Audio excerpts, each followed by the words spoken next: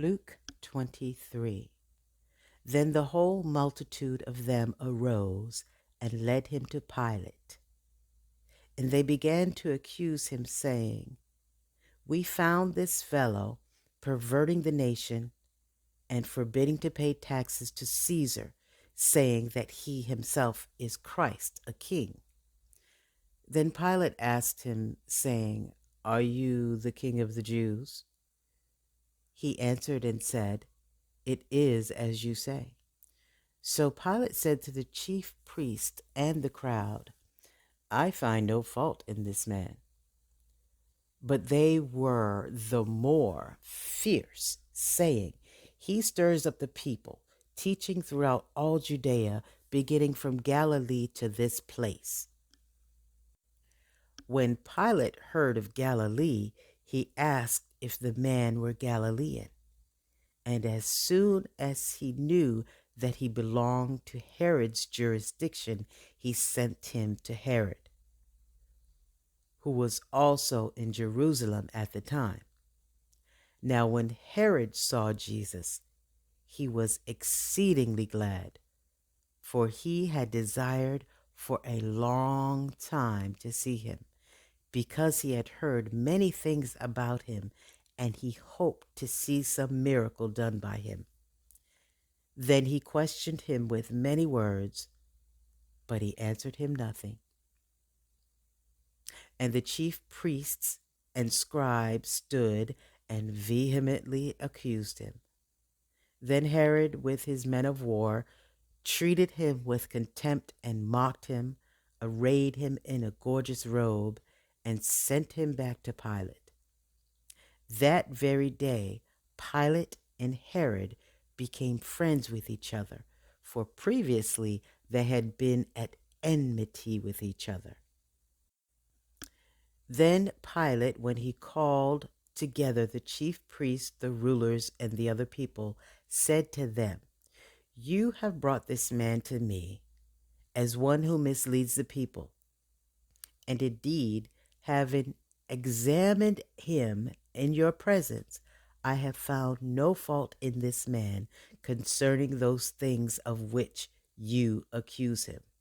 No, neither did Herod, for I sent you back to him, and indeed nothing deserving of death has been done by him. I will therefore chastise him and release him.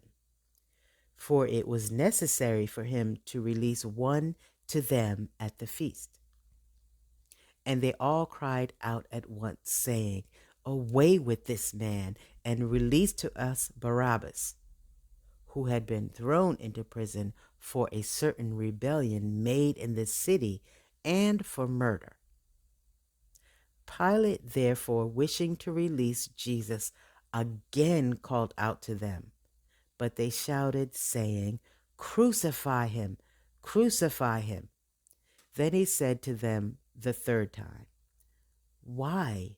What evil has he done?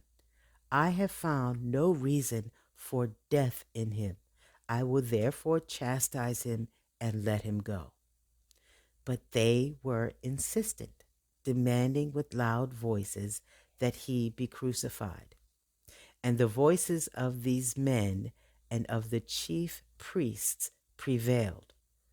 So Pilate gave sentence that it should be as they requested, and he released to them the one they requested, who for rebellion and murder had been thrown into prison. But he delivered Jesus to their will. Now as they led him away, they laid hold of a certain man, Simon the Cyrenian, who was coming from the country, and on him they laid the cross that he might bear it after Jesus. And a great multitude of people followed him, and women who also mourned and lamented him. But Jesus, turning to them, said, Daughters of Jerusalem, do not weep for me, but weep for yourselves and for your children. For indeed the days are coming in which they will say, Blessed are the barren, wombs that never bore, and breasts which never nursed. Then they will begin to say to the mountains, fall on us, and to the hills, cover us. For if they do these things in the green wood, what will be done in the dry? There were also two others, criminals, led with him to be put to death. And when they had come to the place called Calvary, there they crucified him and the criminals, one on the right hand and the other on the left. Then Jesus said, Father, forgive them, for they do not know what they do. And they divided his garments and cast lots. And the people stood looking on, but even the rulers with them sneered, saying, He saved others, let him save himself, if he is the Christ, the chosen of God. The soldiers also mocked him, coming and offering him sour wine, and saying, If you are the King of the Jews, save yourself. And an inscription also was written over him in the letters of Greek, Latin, and Hebrew. This is the King of the Jews. Then one of the criminals who were hanged blasphemed him, saying, If you are the Christ, save yourself and us. But the other, answering, rebuked him, saying, Do you not even fear God, seeing you are under the same condemnation? And we indeed justly, for we receive the due reward of our deeds. But this man has done nothing wrong.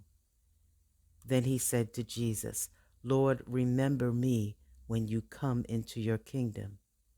And Jesus said to him, Assuredly I say to you, today you will be with me in paradise.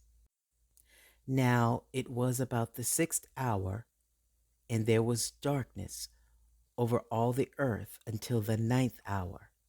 Then the sun was darkened, and the veil of the temple was torn in two. And when Jesus had cried out with a loud voice, he said, Father, into your hands I commit my spirit. Having said this, he breathed his last. So when the centurion saw what had happened, he glorified God, saying, Certainly this was a righteous man. And the whole crowd who came together to that sight, seeing what had been done, beat their breasts and returned. But all his acquaintances and the woman who followed him from Galilee stood at a distance, watching these things. Now behold, there was a man named Joseph, a council member, a good and just man. He had not consented to their decision and deed. He was from Arimathea, a city of the Jews, who himself was awaiting for the kingdom of God. This man went to Pilate and asked for the body of Jesus. Then he took it down, wrapped it in linen, and laid it in a tomb that was hewn out of the rock where no one had ever lain before. That day was the preparation, and the Sabbath drew near. And the women who had come with him from Galilee followed after, and they observed the tomb and how his body was laid. Then they returned and prepared spices and fragrant oils, and they rested on the Sabbath according to the commandment.